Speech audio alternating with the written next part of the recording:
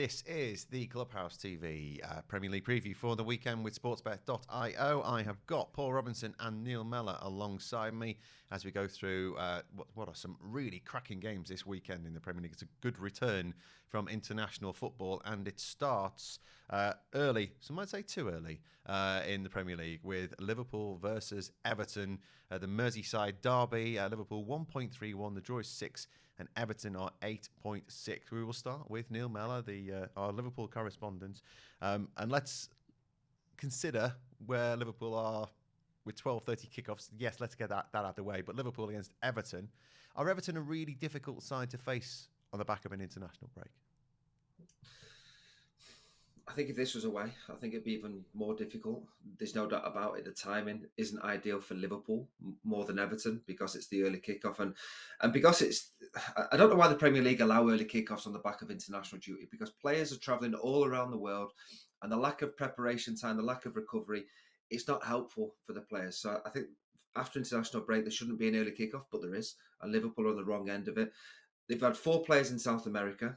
3 of them have played 90 minutes. So you're thinking, will any start this weekend? Nunes, who scored against Brazil for Uruguay, he's been in really good form. Will he start? Diaz for Colombia, McAllister for Argentina. So had they have had the right recovery and preparation, they start the game, and I think Liverpool win the game comfortably. But because it's early kickoff, because the players have been all around the world, it just makes it a little bit closer. It's Everton as well.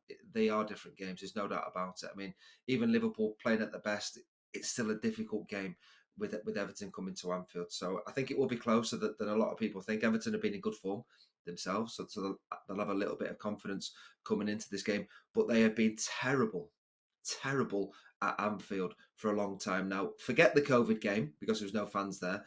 Everton haven't won since 1999 at Anfield. Quiz question for you both. Kevin Campbell scored the goal. Don't want that one. There was 3 red cards in the game. Remember the Vesterveld and Jeffers incident? Oh, yes. So there you go. There's 2 of them. Who got the other red card in the game?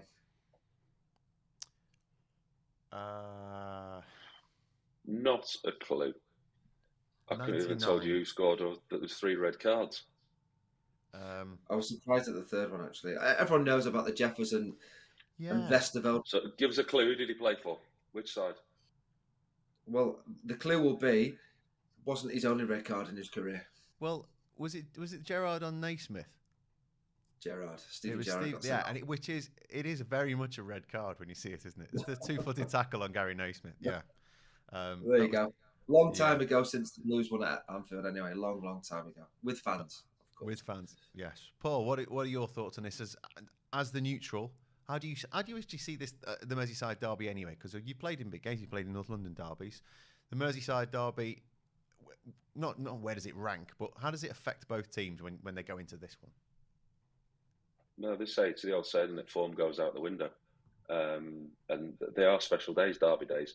But the Merseyside derbies, it's a bit different to others. I mean, yes, it splits households, it splits families, it splits friends, but it's not a violent derby. You put the 2 sets of fans together, and that you'll find them in the pub after the game. Whereas you look at other derbies around Europe and around the world, the fans are segregated. Some people aren't even allowed fans. You look in Scotland for away games, some of the fans aren't even allowed there for derbies. So I think it's got a real special place in English football as the Merseyside derby. Liverpool have dominated it in recent years. I think 1 in 24 it is that Everton have won at Anfield. So I struggle to make a case for him this weekend. Listening to Neil there about all the players travelling all over Europe at the 12:30 kickoffs, I thought I was listening to Jurgen Klopp again, because he seems to cry about that every week, doesn't he? Same old thing.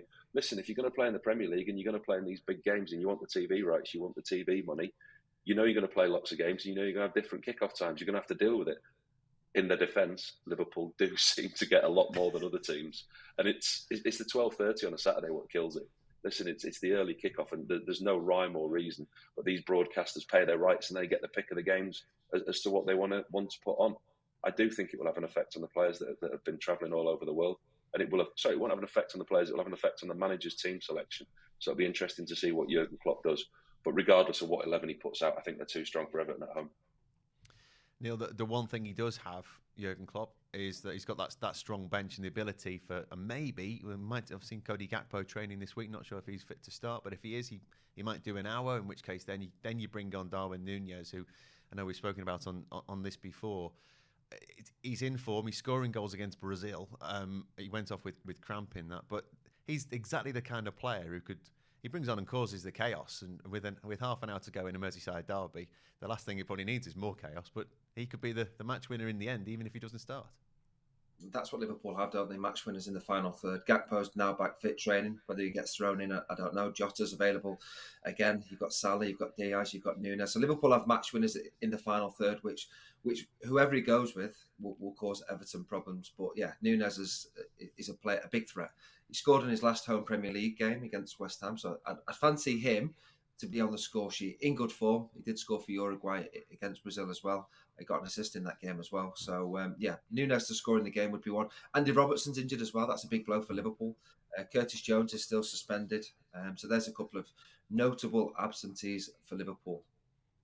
But Everton, Paul, they have started scoring goals away from... Generally, started scoring goals away from home. Do you give them anything in this? I mean, Sean Dyche against Jurgen Klopp has always been a bit of a needle, but he's very rarely come out on the winning side. Yeah, Everton haven't historically, have they, at Anfield? I mean, they had a great win last week at home against Bournemouth, and Sean quite openly pointed out in his press conference this week about Everton's XG with their goals. I mean, it's not a stat that I like or a stat that I like to look at, but when we sit here week in and week out and talk about Everton's lack of goals, lack of creativity, lack of chances, he pointed out that their XG was right up there with the best of them. So, that's something that he's obviously been looked at with Calvert-Lewin back fit again. It's obviously going to be better. Jack Harrison have said week in and week out that he's going to make a difference to that team. And I've been proved right that they have got enough to stay in this Premier League. They're a decent side, they're a decent squad, better than what's down there. I struggle to make a case from this weekend at Anfield, I really do. It's a tough place to go at the best of times.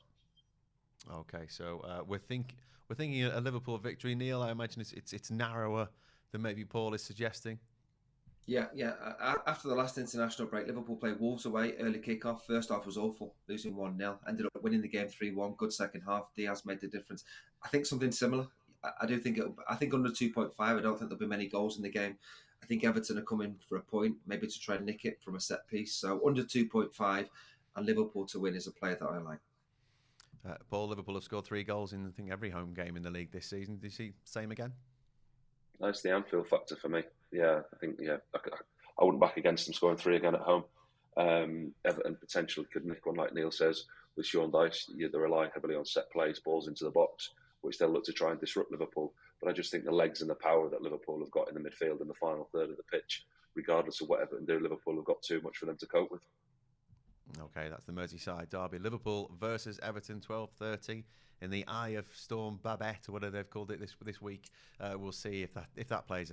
I'm sure the weather will get a mention. It gets very windy at Anfield if Jurgen Klopp loses. But yeah, that's the weather. That's Liverpool versus Everton. I'm there. That's why I'm nervous about it. This is Sportsbet.io. You're in the Clubhouse.